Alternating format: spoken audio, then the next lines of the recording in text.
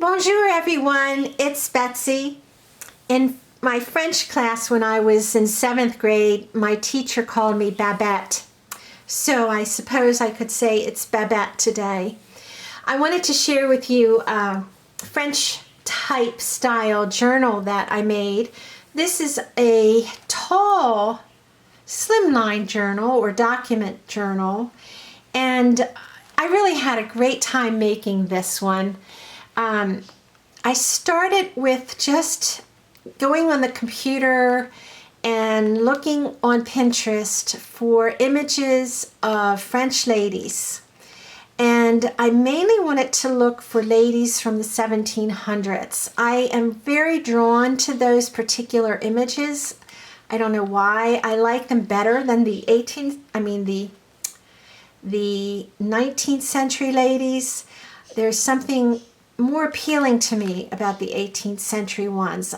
I don't know, maybe you like them too, maybe you like other ones better, but I wanted to concentrate and primarily use them in my journal.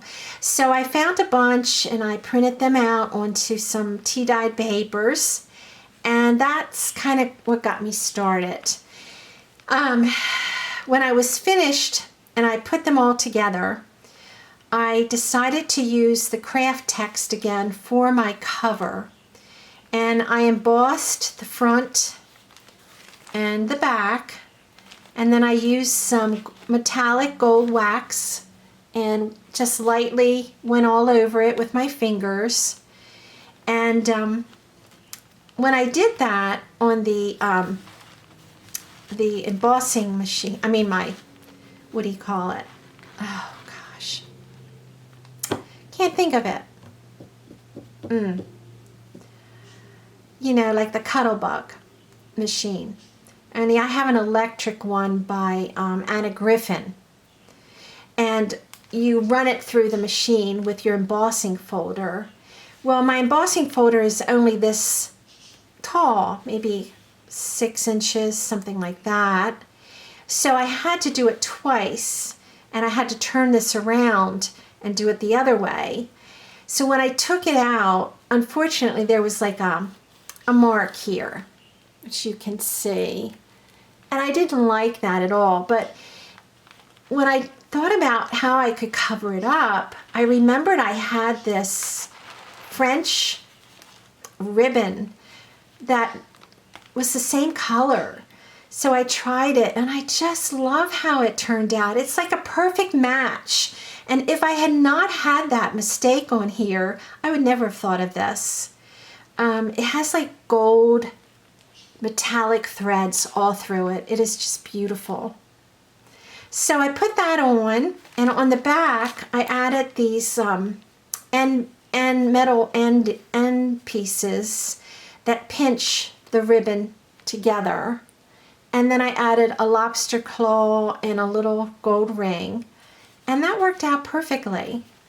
And it still has a little bit of room so that if I put any more pages in there, or if I sell this to someone or give this to someone, they'll still have lots of room to add their own personal touches.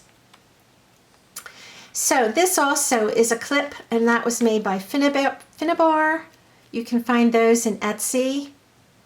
I thought she was really cute there. And I can just slide this right off. It'll be a little quicker. My journal measures, I believe, 11 inches. Let's look. Measures, well, the cover measures about 11 and a half, and my pages measure about 11 inches tall. And then the cover measures 5 inches wide, and the pages are about almost 4.5 inches wide. So what I did was, to bind it, I used the pamphlet stitch on just my pages. I only have one signature, and I just decided I wanted to just have all of them together and sewn together. And then I put my pages inside of my craft text, and I just added embroidery thread. Let's show you here. From the last two holes, from the top and bottom holes, and I pulled that around and I made a knot, and at the top I added a little tassel. So I don't know, I just felt that that would make it a little bit more secure, and I wouldn't have to worry so much about these papers coming out or falling apart. And I didn't want to glue them in here, so that worked fine for me. But I know there's a lot of different ways to do it. So my first page is this tea-dyed crinkly paper. I just like it because it kind of gives my journal a little touch of crinkle. And just a blank page with ribbon down at the bottom, a little pocket that something could be put inside there, or a dedication could be written here, or a little note to whoever it's gifted to. And here's my first lady. I just love her. So you can see how wonderful she is in this tall journal with her polka dot dress and her orange ribbon and her fan, and lots of fancy hats in this journal, which they wore back in the 1700s. And they had parasols. I think if I were a fashion designer, I would have to get my inspiration from that century. Here's just a little side pocket. I put some old lace in there.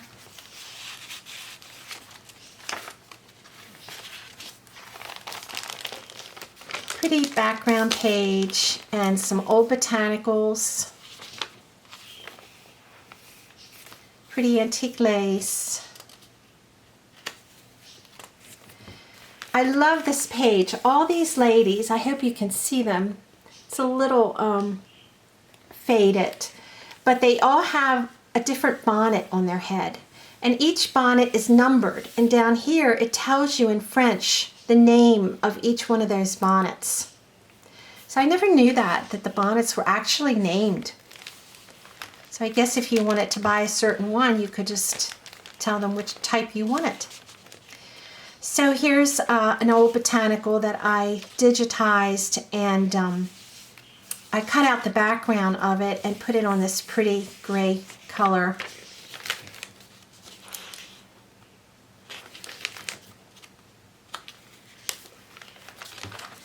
And here's a little pocket again with some pretty ladies, French ladies, with their fancy hats.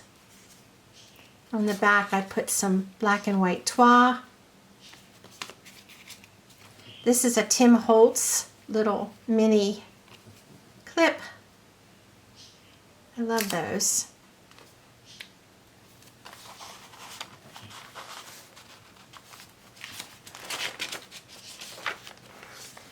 And here's a lady with a big muff. I noticed a lot of them wore these fancy muffs. And this says forget-me-not, and there's a little flower in there. It's an old velvet flower. Pretty tea-dyed doily. Dyed pink page. Some washi tape. I just thought that was kind of cool. And this is like a French chintz, you know, like the fabric that was used in those times. It could also have been a wallpaper, but I thought that was so pretty, and I wanted the entire design to show, so that's why I made that my middle page. And I intertwined the gold embroidery here with my hemp cord that I used, so that it all kind of blended. I think they're moths. I don't think they're butterflies. And I just added on their little antennae. Pretty lady there in pink.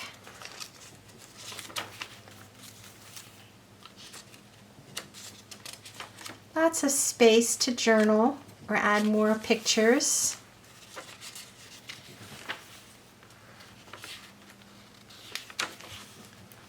She's kind of cute, holding her cat, her dog. I love this lady. She kind of looks like she's in a windstorm. There's a gent here. Maybe he's trying to find his hat. There's that thistle again. And I just love this image. I digitally colored her and changed her a bit and made her a little more clear. I added some beautiful silk bobbin trim and made a little pocket card or envelope, and something could be put in there, little treasure that sits inside her hat.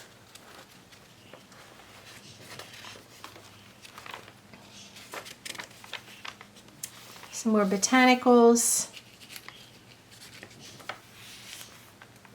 This is a very old, fine cotton trim with embroidery down here. I think they used to call that white work. It's so pretty. And inside I put a little scrap. Oops. She's coming out this end. It's okay, I'll fix that later. But she was from a scrapbook that I have. So she's a real authentic scrap. I love this picture of these ladies. I noticed some of them have these ships in their wigs or hair. I think that must be a wig, but I don't know why they did that. If you know, let me know, or I really should research it and find out. There's a tiny little doggy down here. And inside I put this old document. It's actually from 1879. So not from the 1700s, but it's still pretty old. It's so pretty and in French. Just thought that was appropriate there. Another pretty image. Just love those colors. So serene and soft. I used a Trois stamp that I have and put that there.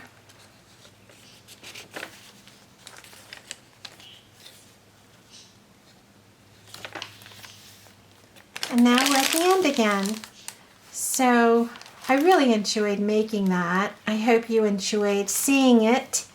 And I really appreciate if you like and subscribe if you haven't already. And please leave a comment if you'd like to.